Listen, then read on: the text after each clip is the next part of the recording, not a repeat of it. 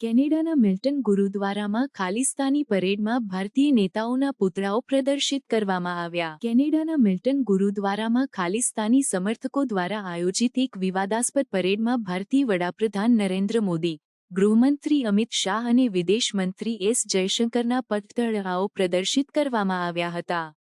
આ પરેડમાં પાકિસ્તાનની ગુપ્તચર એજન્સી ISI દ્વારા નાણાકીય સહાયતા મળ્યાનો આરોપ છે. પરેડ દરમિયાન હિન્દુઓને કેનેડામાંથી બહાર કરો જેવા નારા લગાવવામાં આવ્યા હતા, જે ભારત અને કેનેડા વચ્ચેના સંબંધોમાં તણાવનું કારણ બની શકે છે.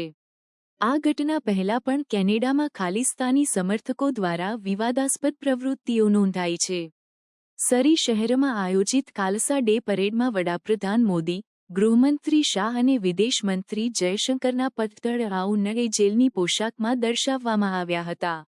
આ ઉપરાંત ભારતને તોડો જેવા સૂત્રો પણ પ્રદર્શિત કરવામાં આવ્યા હતા.